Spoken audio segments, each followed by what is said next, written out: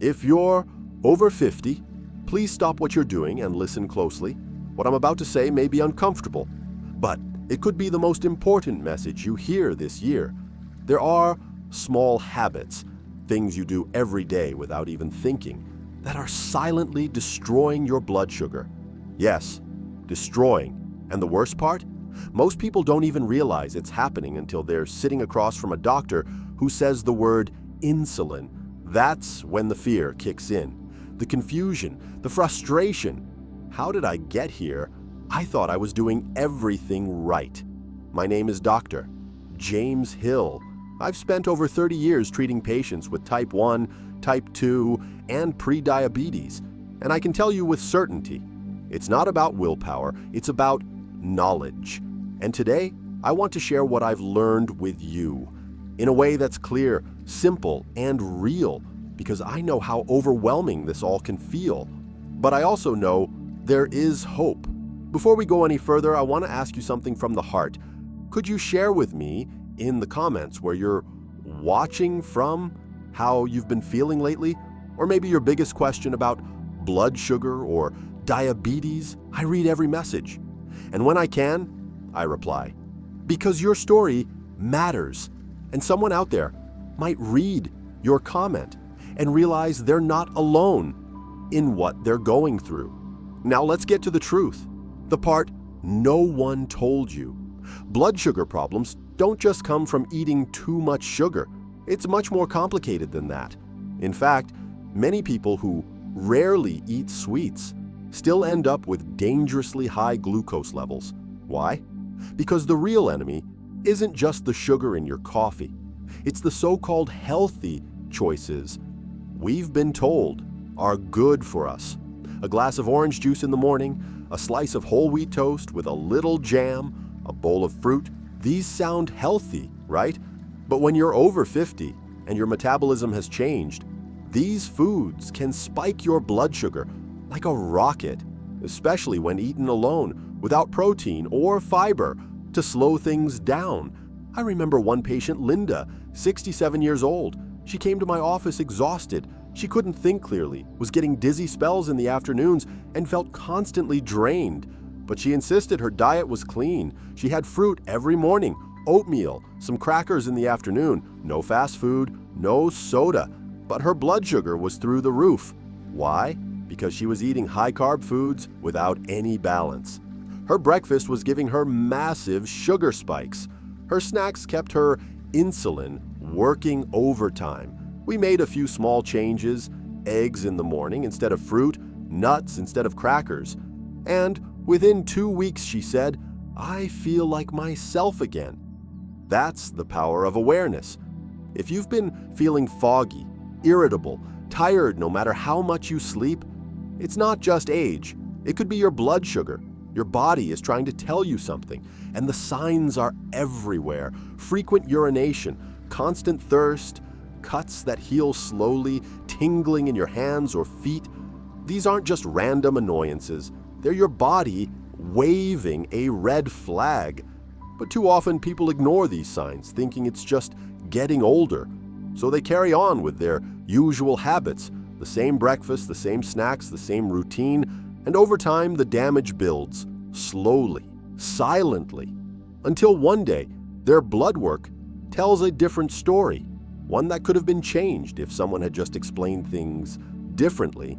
And that's why I'm speaking to you today, because I've seen what happens when people feel ignored, when they leave the doctor's office with a new prescription, but no real understanding, when they're told to cut carbs, but aren't sure what that really means, when they feel like no one is listening, just writing another script and moving on to the next patient. That's not care. That's not medicine. You deserve more. You deserve someone who speaks to you with respect, who listens, who explains things like they would to their own mother or father. That's the kind of doctor I try to be. And that's the conversation I want to have with you now. One that's honest, supportive, and focused on what really works. Because even if you're over 60, 70, or beyond, your body can still heal. Your blood sugar can still stabilize. Your energy can come back. But it starts by paying attention to the habits that are dragging you down and replacing them with habits that lift you up.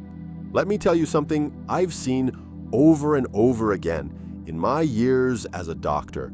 People who truly believe they're eating healthy, but their blood sugar keeps climbing. It's not because they're lazy. It's not because they don't care. It's because they were never told how blood sugar really works. They were told to stop eating candy, avoid soda, maybe switch to brown bread. But no one explained that even healthy foods like rice, pasta, fruit juice, or whole wheat crackers can turn into sugar in your bloodstream almost instantly. And when that sugar hits, your pancreas has to fight to keep up. But over time, that fight wears it down until one day it stops responding the way it should. That's when insulin resistance begins. That's when medications get stronger. That's when people feel like they're losing control of their health, even though they've been trying. The truth is, most doctors don't have time to explain these things during a quick visit. They rush in, glance at your labs, adjust your prescription, and leave. And so you walk out of the office with more pills. But the same habits, the same confusion, the same quiet fear. I see it all the time. And that fear, it builds up. You start wondering, is this my life now? Is it going to get worse? You try to follow the rules, but nothing feels clear.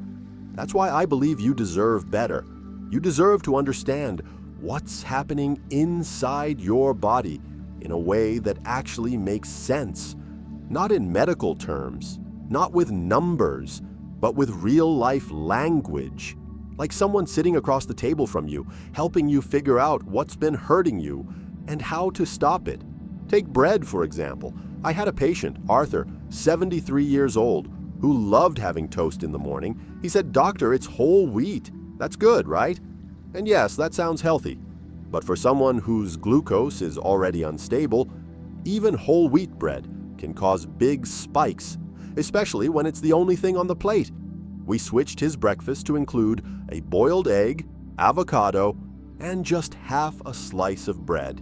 And suddenly, he wasn't crashing mid-morning anymore. He felt full longer. His afternoon headaches disappeared. Sometimes it's not about cutting everything out. It's about adding the right things. Protein, healthy fats, fiber, to slow down digestion and support your body. And I know you might be thinking, but I've been eating like this my whole life. That's exactly the point. Over time, our bodies change, especially after 50. We become more sensitive to sugar, even in small amounts. What didn't affect you at 30 can cause serious issues at 60 or 70. That's not your fault. That's biology. And once you understand that, you can stop blaming yourself and start making smarter choices that match who you are now. That doesn't mean starving yourself. It doesn't mean giving up all your favorite foods. It means learning how to eat in a way that works with your body, not against it. Let's talk about snacks.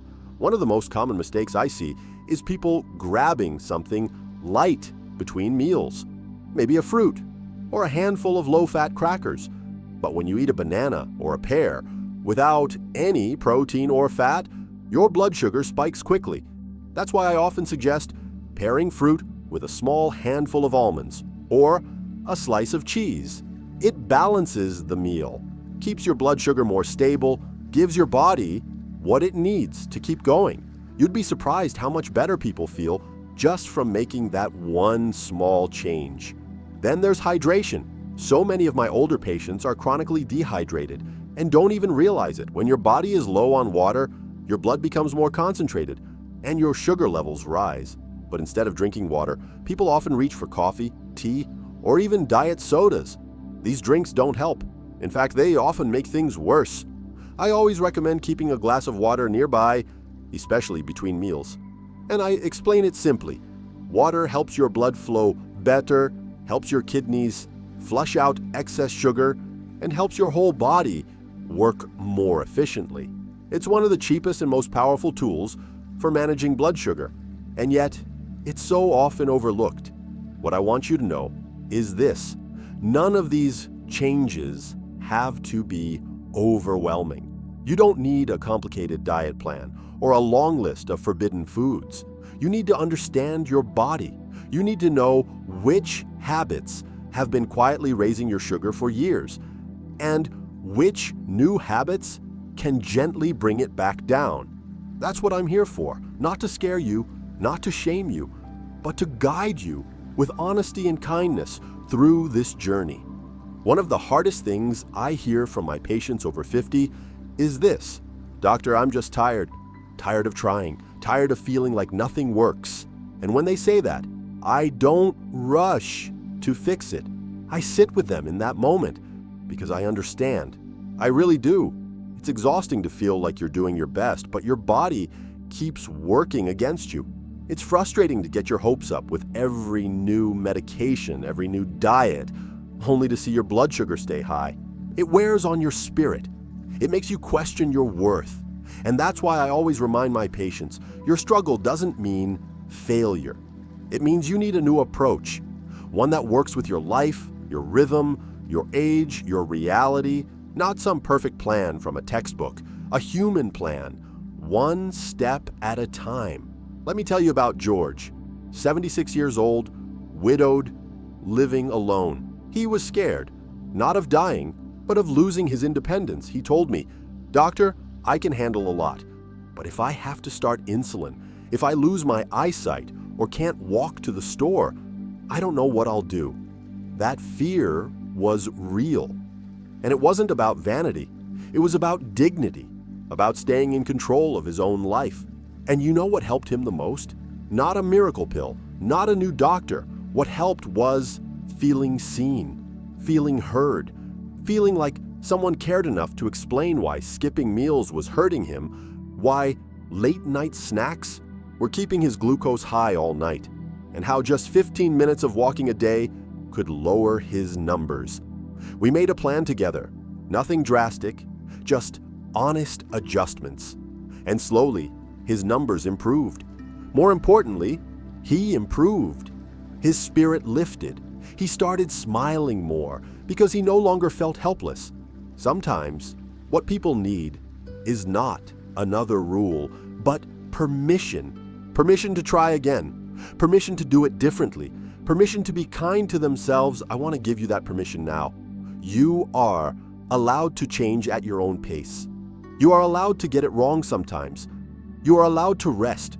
What matters is that you keep moving forward, that you learn from your body instead of fighting it, that you understand the power of small choices because they are more powerful than you think. Let's talk about sleep. Yes, sleep, because most people don't realize how deeply it affects blood sugar. When you don't sleep well, your body becomes more insulin resistant. That means even healthy food can spike your glucose more than usual.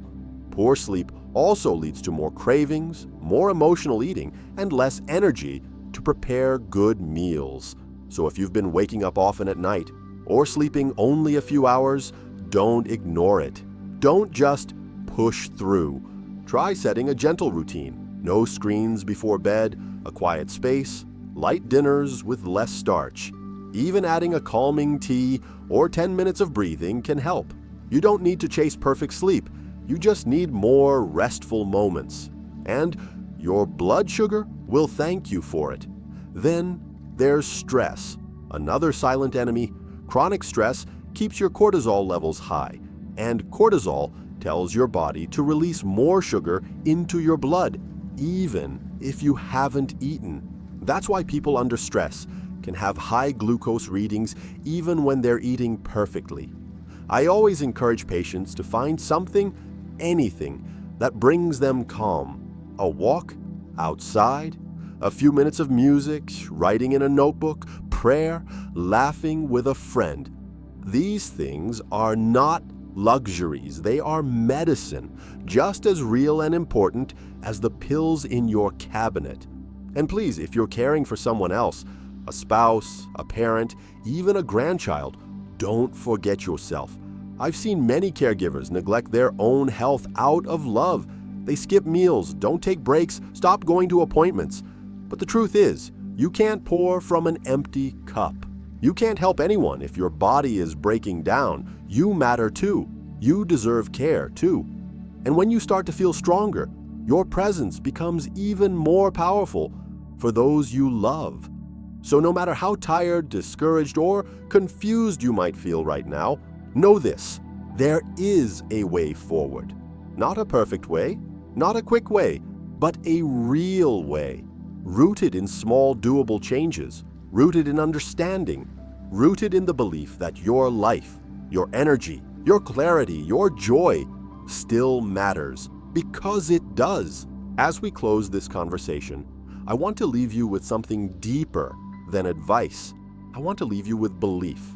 Belief in your body's ability to change, belief in your right to feel better, and belief in yourself. I've spent over 30 years walking beside people through their struggles with diabetes, and what I've learned is this: the body wants to heal. It wants to find balance. Even after years of high blood sugar, even after decades of habits that were never questioned, your body is still trying. You just have to meet it halfway.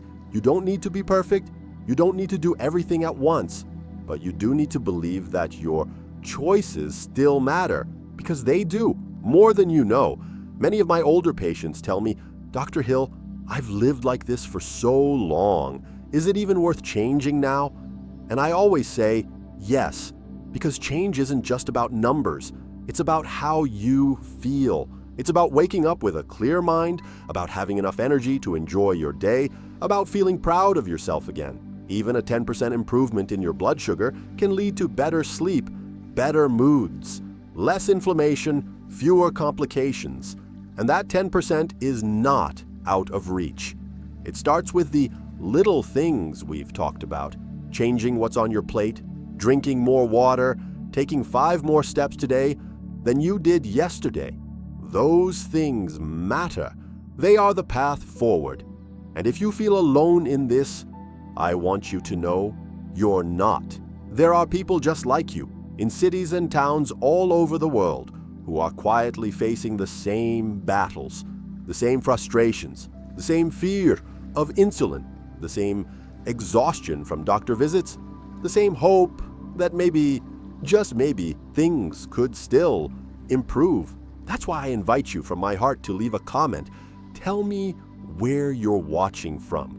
Tell me how your health has been lately, or simply share what scares or confuses you the most about diabetes. I'm here, Dr.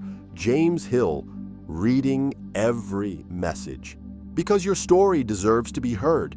And maybe, just maybe, someone else will read your words and feel less alone. I believe medicine should be more than pills, more than checklists. It should be about connection, about truth, about treating not just the disease, but the person living with it. That's why I do this work. That's why I sit down in front of this camera, not to scare you, not to impress you, but to walk with you. Because after all these years, I've seen something powerful. The people who take back their health, even after a diagnosis, are the ones who feel seen, the ones who feel supported, the ones who finally understand what's happening in their body and how to help it heal. You are not too old. You are not too far gone. You are not a lost cause. You are a living, breathing human being with the power to make changes that matter. If no one has told you that today, let me be the one to say it. You still have time. You still have strength. You still have options. And no matter how long it's been, it's never too late to choose yourself again. So as we wrap up, thank you for your time, your trust, your willingness to reflect.